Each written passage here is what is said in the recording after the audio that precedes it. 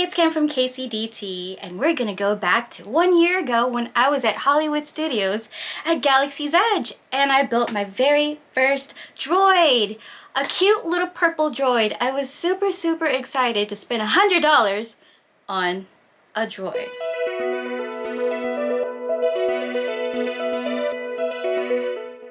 And I'm gonna talk about ownership of this droid 1 year later. Is it worth the $100? Let's see. Before we talk about if it's worth it, let's talk about the process. Now you can either make a reservation using the Walt Disney World app, or you can walk up and wait, and the wait could be an hour plus. So I recommend making a reservation instead. When you walk in, a cast member is going to greet you and take you to the register. There you're going to pay for either your BB series or your R series, or both. They are $100 each.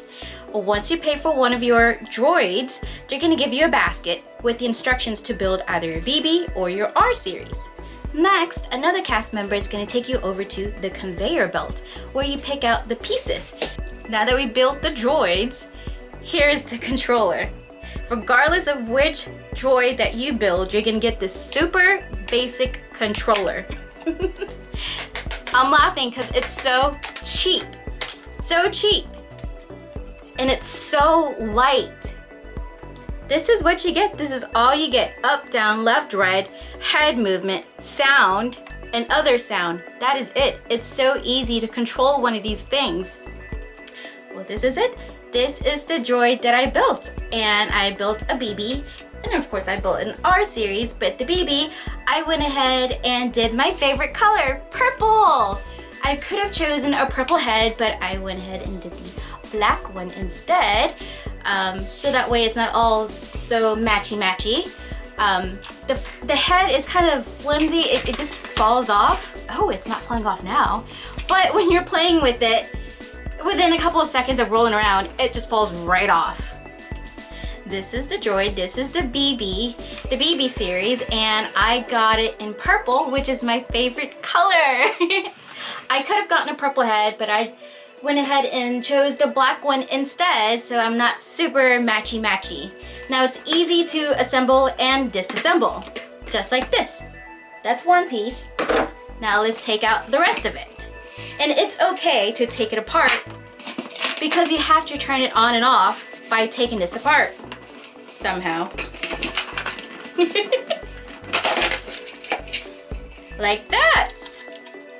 And this is what runs the BB droid. Now there is an on and off button on the top here. It's kind of hard to see. It took me a while to find it, but it's there. Now if you leave this on, it will go to sleep, and you have to take it apart to turn it off and back on to play with it again. That's the annoying part about this.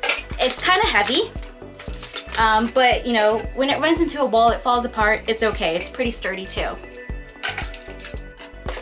This is the R series. It's built the same way as the BB series. You can pick out your parts and your color, and I didn't choose my favorite colors at all. I chose red, blue, white. It's kind of boring to me. Let's talk about why you're here. Is it worth it? It's a little bit more complicated than that. If you're a die-hard Star Wars fan, yeah. But if you're just buying it for your kids, probably not. If you're a die-hard Star Wars fan, this is a great collector's item, and it could be limited edition because one day Disney might do away with these droids as the universe expands.